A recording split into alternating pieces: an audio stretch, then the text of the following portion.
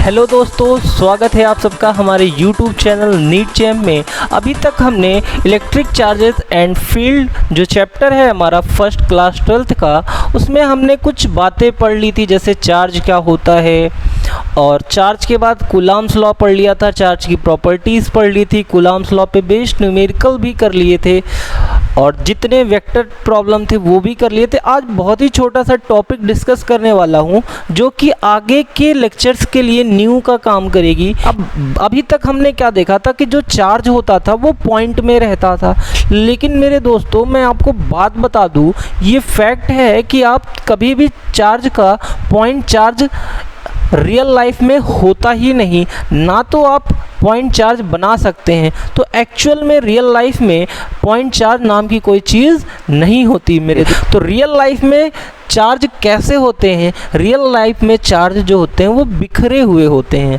कैसे बिखरे होते हैं, तो इसके लिए हमको समझना होगा। तो अभी तक जो हमने पढ़ा था चार्ज, वो पॉइंट चार्ज था। अब थोड़ी सी ज्योमेट्री हम लोगों ने क्लास 9th और 10th में ज़रूर पढ़ी होगी मेरे साथियों, तो देखेंगे हम उसी ज्योमेट्री से ही बातें समझ में आ जाएंगी। तो जैसा कि हमने ज्योमेट्री में पढ़ रखा है कि सबसे छोटी डायमेंशन की बात करें दोस्तों, तो वो क्या होता है? पॉइंट होता है। क्या होता है? पॉइंट। और कई सारे पॉइंट्स को अगर हम मिला दें, समझिएगा मेरे दोस्तों, अगर कई सारे पॉइंट्स को हम मिला दें तो इस पॉइंट्स को हम बोलते हैं क्या? लाइन बोलते हैं ना मेरे दोस्तों, क्या? लाइन। और लाइन, कई सारी लाइन मिल जाती है तो वो बना लेती है क्या? एक सरफेस बना लेती है। क्या बना लेती है? सरफेस। और कई सारी अगर सरफेस मिल जाए तो वो क्या बना लेते हैं? एक शेप बना लेते हैं, और उसके अंदर क्या होता है? वॉल्यूम होता है। अब फिर से समझना मेरे दोस्तों, अगर बात करें हम पॉइंट का, तो आप बोल सकते हो ये जीरो डायमेंशन है। जीरो डायमेंशन का मतलब क्यों? क्योंकि ना तो पॉइंट में लेंथ होती है, ना तो ब्रेथ होती है, ना तो हाइट होती है।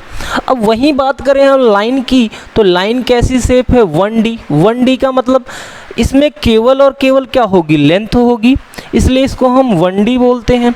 अब बात करें हम सरफेस की, तो लेंथ के साथ जब ब्रेथ मिक्स हो जाए या ब्रेथ और हाइट मिक्स हो जाए, 2 डायमेंशन का यूज करते हैं, इसलिए इसको बोलते हैं हम 2D शेप, और इसीलिए इसको बोलते हैं हम 3D शेप। वॉल्यूम में क्या होता है हमारे? हम तीनों डायमेंशन का यूज कर लेते हैं। तीनों डायमेंशन क्या होती है? लेंथ, ब्रेथ और साथ ही साथ क्या? हाइट। ठीक, तो 3 डायमेंशन। तो सबसे पहले अगर हम बात करें कि पॉइंट कैसी शेप है, तो जीरो डायमेंशन, यानी इसमें कोई भी डायमेंशन नहीं होती। डेफिनेशन भी हमने मैथ में पढ़ रखी है। पॉइंट क्या होता है? पॉइंट की डेफिनेशन होती थी ऐसी शेप जिसमें ना लेंथ हो, ना ब्रेथ हो, ना हाइट हो, इसलिए इसको हम बोलते हैं 0D, यानी जीरो डायमेंशन। लाइन को बोलते हैं हम 1 डायमेंशन, और सरफेस को हम बोलते हैं 2 डायमेंशन, और वॉल्यूम को बोलते हैं हम 3 डायमेंशन। तो जैसे पॉइंट है वही सेम कॉन्सेप्ट है पॉइंट चार्ज का। तो सबसे पहले अगर बात करें हम, कई सारे लाइन की बात करें, अगर हम पॉइंट चार्ज को एक लाइन पे डिस्ट्रीब्यूट करा दे, कहाँ पे करा दे? लाइन पे डिस्ट्रीब्यूट। देखो मेरे दोस्तों, यहाँ पे एक छोटा सा एजम्पशन हमको मान के चलना होगा। एजम्पशन ज़रूरी नहीं है कि ऐसा ही हो, लेकिन 99% केसेस में ऐसा ही होता है, तो इसलिए हम ये एजम्पशन मान लेते हैं। और वो एजम्पशन क्या है मेरे दोस्तों? वो एजम्पशन ये है मेरे दोस्तों, हम ये मानेंगे कि जो भी चार्ज डिस्ट्रीब्यूशन है, तो चार्ज डिस्ट्रीब्यूशन कितने टाइप का होगा? 3 टाइप का। जीरो डायमेंशन में कोई डिस्ट्रीब्यूशन नहीं होता, ये एक पॉइंट चार्ज होता है। तो कितने टाइप का डिस्ट्रीब्यूशन बनेगा? पहला लाइन। लाइन से बनता है मेरे दोस्तों लीनियर। क्या बना वर्ड? Linear charge distribution. क्या बनेगा? Linear charge distribution. तो लाइन से बनेगा लीनियर चार्ज डिस्ट्रीब्यूशन। कई सारे चार्ज जब एक लाइन पे इकट्ठे हो जाएं, एक लाइन पे बिखर जाएं, फैल जाएं, तो उसे बोलेंगे हम लीनियर चार्ज डिस्ट्रीब्यूशन। वही सेम कॉन्सेप्ट, अगर कई सारे चार्ज सरफेस पे आके बिखर जाएं, या सरफेस पे आके ठहर जाएं, या रुक जाएं, तो हम बोलेंगे इसे सरफेस चार्ज डिस्ट्रीब्यूशन। क्या बोलेंगे मेरे दोस्तों? Surface charge distribution. और लास्ट वन, अगर हम किसी वॉल्यूम पे, अब देखो सरफेस का मतलब जरा समझ लो, सरफेस पे चार्ज कैसे हो सकते हैं। जैसे मान लो कि ये एक वाइट बोर्ड है, तो वाइट बोर्ड में क्या है? एक सरफेस है। अगर हम चार्ज को इसके एक लाइन पे, इस कॉर्नर पे, ये एक लाइन है, इसके एक कॉर्नर पे अगर हम यहाँ पे चार्ज को लगाएं तो ये डिस्ट्रीब्यूशन क्या होगा, लीनियर चार्ज डिस्ट्रीब्यूशन।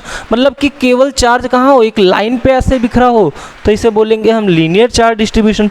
सरफेस का मतलब ये पूरा जो वाइट बोर्ड है हमारा, ये जो पूरा वाइट बोर्ड है, अगर चार्ज इस पूरी सरफेस पे आ गया, उस कॉर्नर से लेके इवन हर एक कॉर्नर तक अगर सब पूरी सरफेस पे आ गया, होल सरफेस पे, तो इसे बोलेंगे हम सरफेस चार्ज डिस्ट्रीब्यूशन। यानी कि अभी तक चार्ज अकेला था, अब चार्ज नहीं, चार्जों का रहेगा झुंड। क्या रहेगा, चार्जों का झुंड, यानी कि ग्रुप ऑफ चार्ज रहेंगे।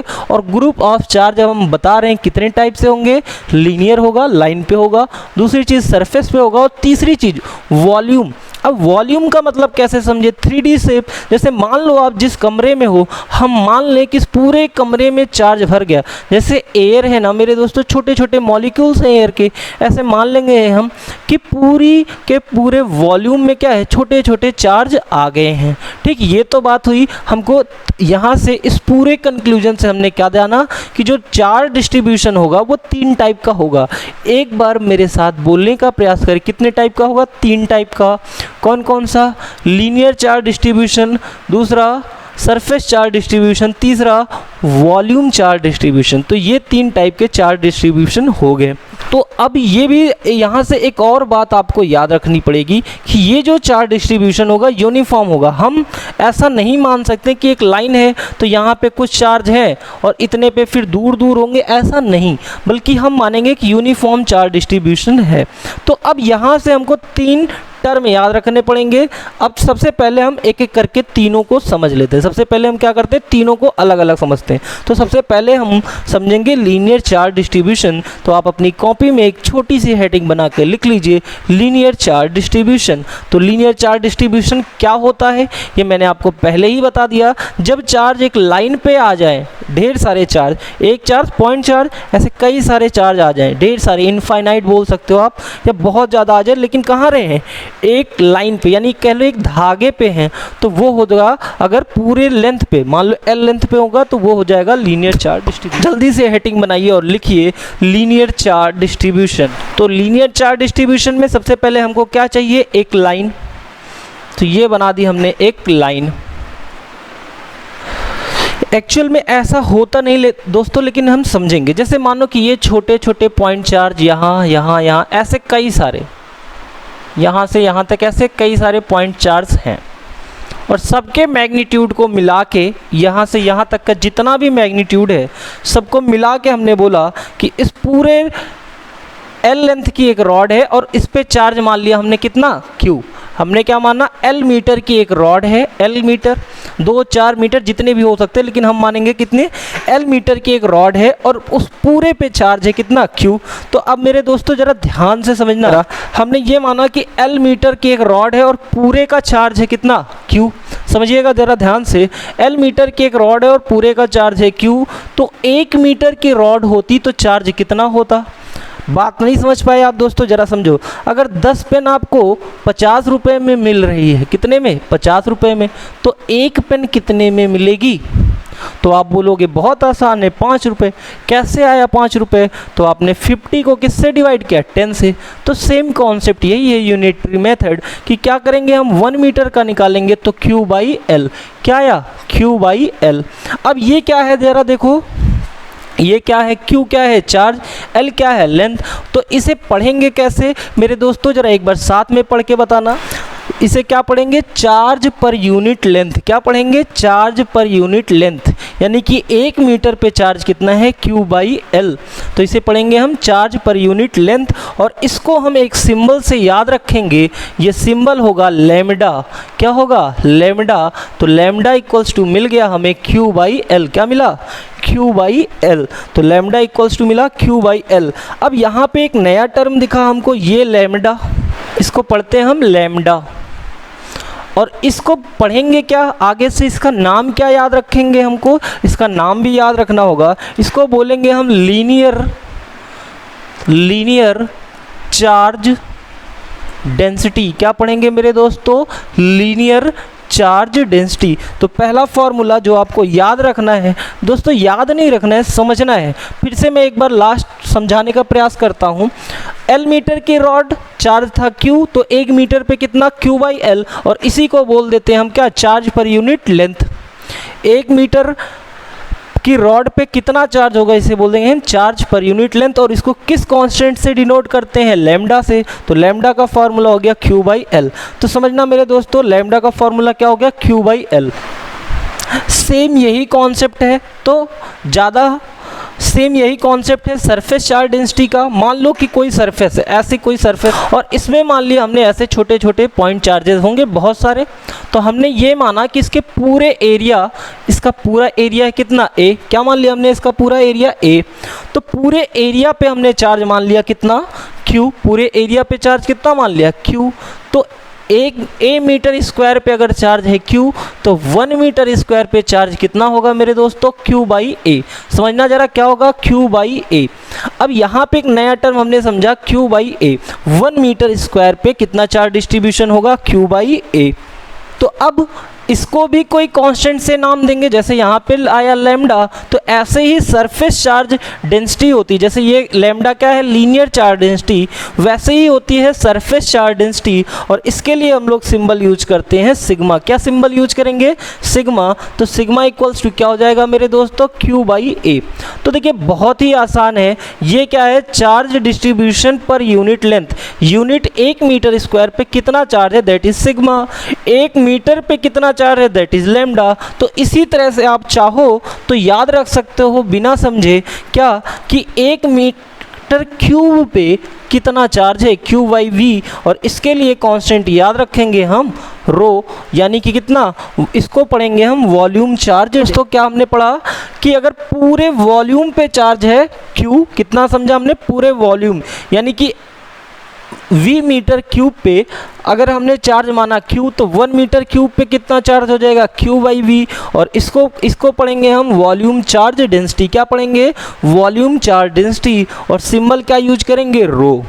इसको पढ़ते हैं हम रो। तो 3 सिंबल हमारे पास हो गए। तो एक बार जल्दी से हमारे साथ जरा रिवाइज करके बताइए। सबसे पहला सिंबल हमने जो पढ़ा वो क्या था, लैम्डा। फिर दूसरा सिंबल क्या पढ़ा, सिग्मा। और तीसरा क्या पढ़ा, रो। तो देखो L से लैम्डा, L से लीनियर। तो इस तरह से हम लैम्डा को क्या याद रखेंगे, लीनियर चार्ज डेंसिटी। क्या याद रखेंगे, लीनियर चार्ज डेंसिटी। ऐसे ही सिग्मा को याद रखेंगे हम सरफेस चार्ज डेंसिटी। क्या याद रखेंगे, सरफेस चार्ज डेंसिटी। ऐसे ही रो को क्या याद रखेंगे हम, वॉल्यूम चार्ज डेंसिटी। और फार्मूला बनाना बहुत ही आसान है मेरे दोस्तों। जैसे देखो हर एक में चार्ज ऊपर आएगा, Q ऊपर लिख देंगे आप।